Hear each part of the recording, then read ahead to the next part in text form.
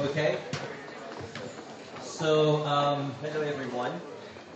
Let me first start by saying that I have no idea what that word ontology means on this slide. I was just looking for a fancy word for this talk and just Google. By the end of the talk, hopefully you will have a clue. I will have a clue what it means, and in case we do not, just Google and you will find it out what it means. But anyway, let me try and start my story with a little bit, a small thought experiment. So suppose that you're a citizen of Hong Kong and one day you wake up and as usual, before even washing up, you fire up your PC and check the website that you usually do for news. And then the first piece of news is that all the business schools on the surface of the earth have disappeared overnight. So there are no more education in business schools, we don't have any scholars doing research in business schools, and so on and so forth. My question to you is, what do you think you are going to feel as, let's say, a Hong Kong citizen? Are you going to feel that something is missing from your life?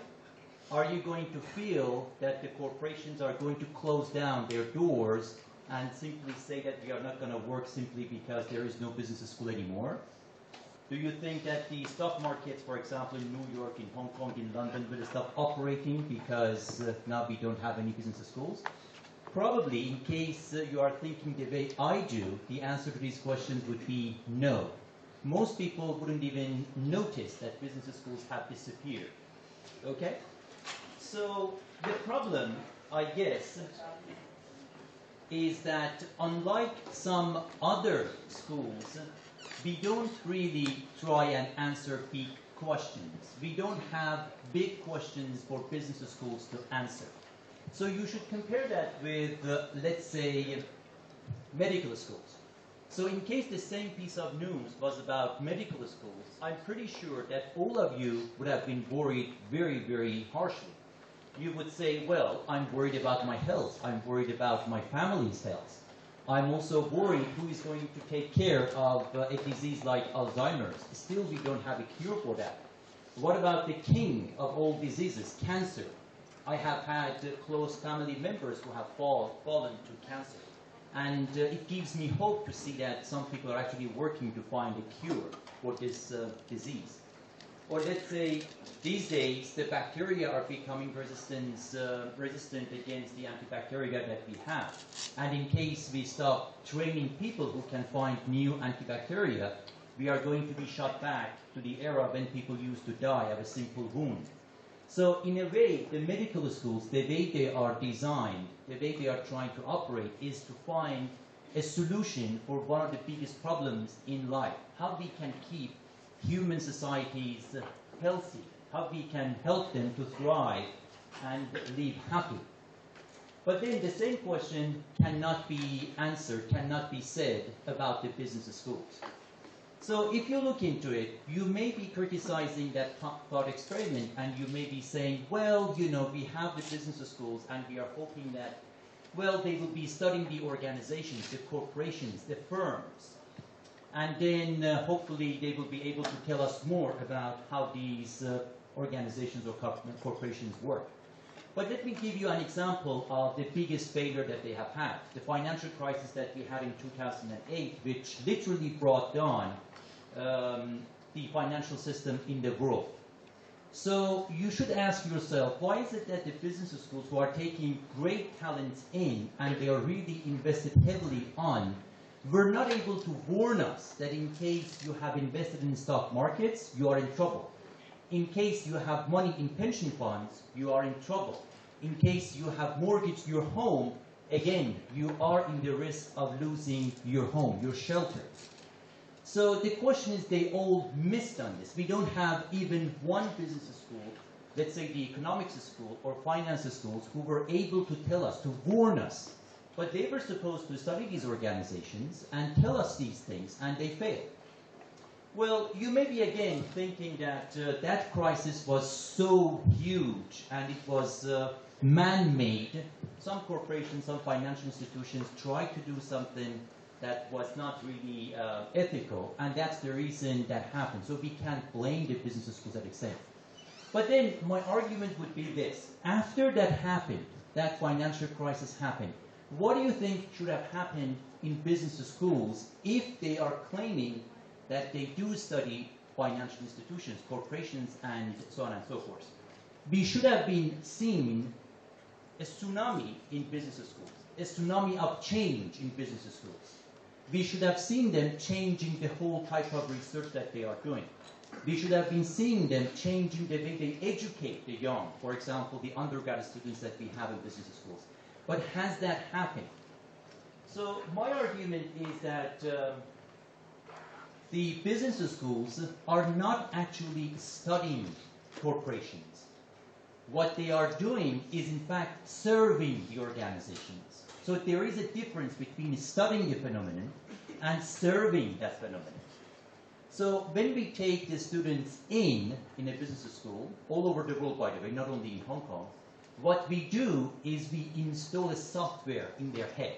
This software is pre-programmed, which means that they are trained in what I call the cost and benefit mentality, which means we will go into a corporation and then we will simply see whether the benefits of doing something is going to be outweighing the costs. If it does, then that's a good strategy. That's a good thing to do. If it does not, then we will let that go. And who are these benefits and these costs? What is the perspective that we are taking in analyzing these costs and benefits? Those are generally the shareholders, which means people who have invested directly in organizations, in corporations, not necessarily a greater society. If you don't believe me in that, we have seen all these initiatives in the world trying to say, well, you know, at least we can add an appendix to the organization to make organizations be more careful with the social interests, so we can have broader shareholders. But they have all failed, in case you have noticed. For example, if you pay attention to Volkswagen, what happened with Volkswagen in 2015 summertime, or recently Mitsubishi. Since 1991, this company has been falsifying the test results of their cars, trying to make it look like the cars are efficient, but in fact they are not. So even if they are pushed to do something, they are going to cheat about it.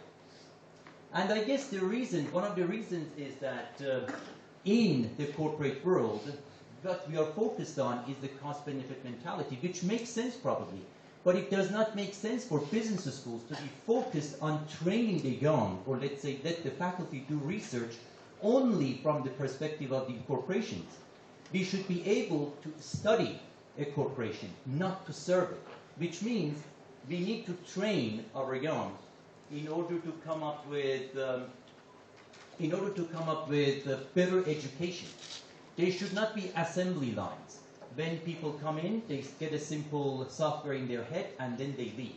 We should be training them to think very hard about corporations, so they can evaluate their value added to the society, what they are doing and how they are doing it. If we cannot do it, then I'm afraid that bigger risks are awaiting business schools. So in a recent conversation with a school authority, I'm not going to name that person, but we were talking about these issues. And I asked them in the end, why is it that you are tolerating the business schools in case you believe that they are not really that academic and doing a good job? And his answer was simply because they are bringing in the money. They are profit centers for us. And in case that money dries up one day, then we will close down the business schools. So in the end, my message for business schools, and probably for every one of us, is what is it, the big question that we are trying to answer in what we are trying to do. So if we are building a business school, the big question is to study the organization, and we need to go around and design them properly. We need to design the business schools in order to train our students better so they can think, they can solve problems, they can evaluate what's right and what's wrong independently. Just by adding a couple of courses, for example, on ethics, they are not going to become ethical people when it's time for them to make decisions in corporations. We need to be much more careful in educating them. And of course, in the end, that's also a philosophy that applies to who we are.